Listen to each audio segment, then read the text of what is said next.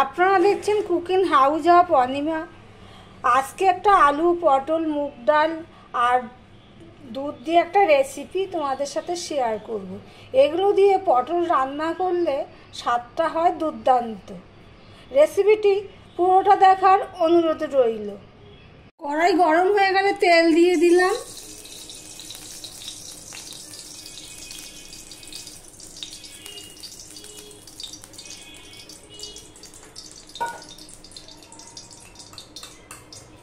একটু নুন দিয়ে দিলাম,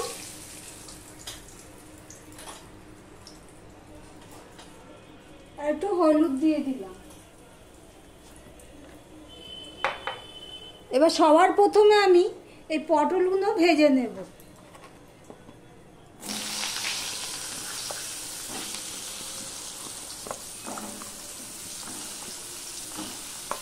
মুগ ডালগুলো আমি ধুয়ে একটু জলের ছিটা দিয়ে ভিজিয়ে রেখেছিলাম। এটা কাঁচা মুগের ডাল। এতে কি হলো, মুগের ডালটা ভিজে নরম হয়ে থাকবে, কিছুটা আলাদাভাবে মুগের ডালটা সিদ্ধ হতে হবে না। দেখো পটলগুলো ভাজা হয়ে গেছে। পটলের তরকারি, যেই পটলের তরকারি রান্না করো না কেন, পটলটাকে ভালো করে না ভাজলে পটলের ঠিক স্বাদ খোলে না। এবার আমি এগুলো একটা জায়গায় তুলে নিচ্ছি। পটল ভাজা হয়ে গেলে তুলে নিয়েছি এবং সেই কড়াইতেই আমি তেল দিয়ে দিলাম, সর্ষের তেল দিয়ে দিলাম। এই রান্নাটা আমি সর্ষের তেলেই করছি। সর্ষের তেলটা হয়ে গেলে আমি এখানে একটা পেঁয়াজ কুচিয়ে রেখেছি, সেই পেঁয়াজটা আমি দিয়ে দিলাম।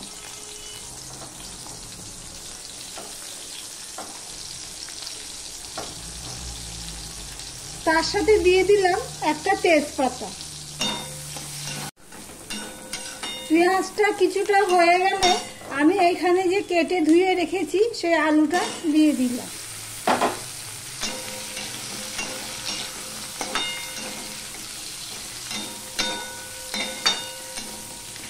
এবার আমি ঢাকা দিয়ে দিয়ে আলুটা ভেজে নেব। ঢাকা তুলে নিলাম।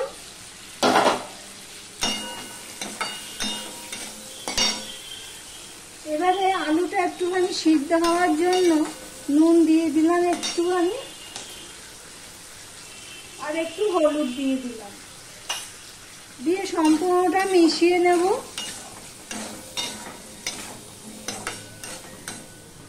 মিশিয়ে নিয়ে আবারও ঢাকা দিয়ে দিলাম। আলুটা মোটামুটি ভাজা হয়ে গেছে।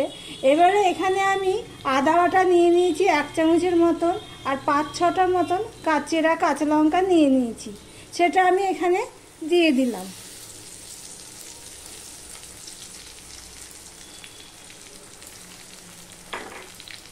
আর এখানে আমি আরেকটুখানি 1 চামচের মতন চিনি এটাও দিয়ে দিলাম। সম্পূর্ণটা মিশিয়ে নিয়ে আমি আবারও কষিয়ে নেব। আর কাঁচা গন্ধ চলে গেছে। এবারে এর মধ্যে আমি কিছু মশলা অ্যাড করব। আমি 1 চামচের মতন ধনের গুঁড়ো দিয়ে দিলাম, 1 চামচের মতন জিরের গুঁড়ো দিয়ে দিলাম,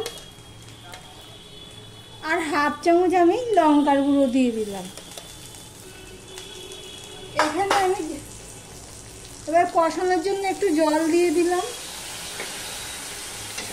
এখানে আমি লঙ্কার গুঁড়োটা কম দিলাম, কারণ আমি এখানে কাঁচা লঙ্কা দিয়েছি অনেক কটা, 5-6টা তো হবেই। দেখো মশলাটা মোটামুটি কষানো হয়ে গেছে, আর একটু কষাতে হবে। কিন্তু এই পর্যায়ে আমি যে মুগের ডালগুলো ধুয়ে রেখেছিলাম সেটা আমি দিয়ে দিলাম। দিয়ে এটা দিয়ে আবার একটু আমি কষিয়ে নেব।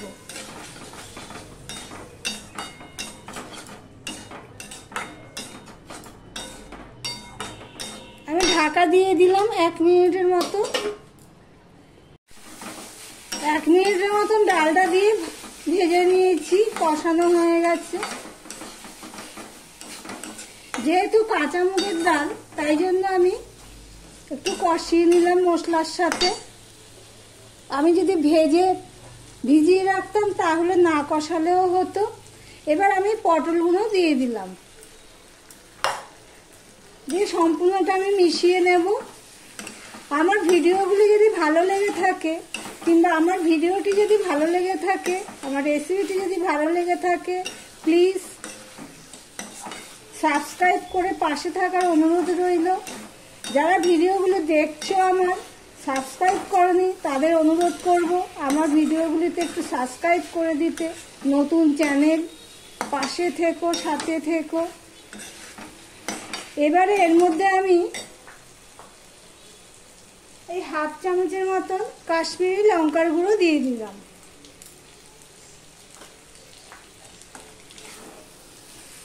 দিয়ে সম্পূর্ণটা মিশিয়ে নিলাম।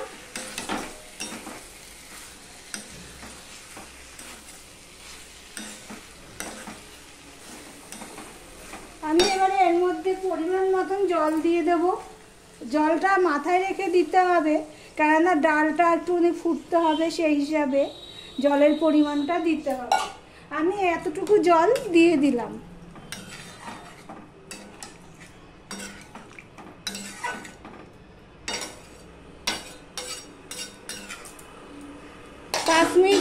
আমি ঢাকা দিয়ে দেব। আমি 6-7 মিনিট পর ফিরে আসলাম, মাঝে একবার এসে নেড়ে দিয়ে গেছি।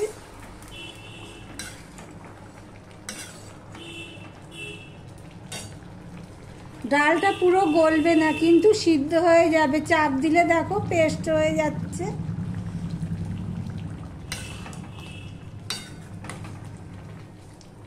এবারে এর মধ্যে আমি এই জাল দেওয়া দুধ নিয়েছিলাম, সে জাল দেওয়া দুধটা দিয়ে দিলাম।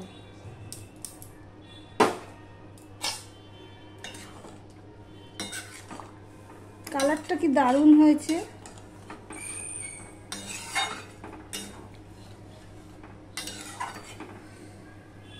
দিয়ে একটু ফুটিয়ে নেব। দুধ দিয়ে 2 মিনিটের মতন ফুটিয়ে নিচ্ছি। আর এখানে আমি 1 চামচের মতন ঘি দিয়ে দিলাম।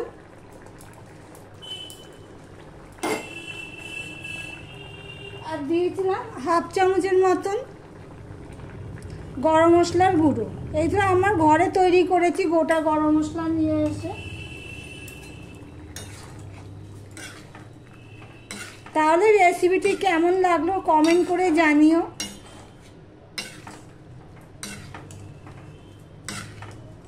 কাছ থেকে দেখাচ্ছি কেমন হয়েছে।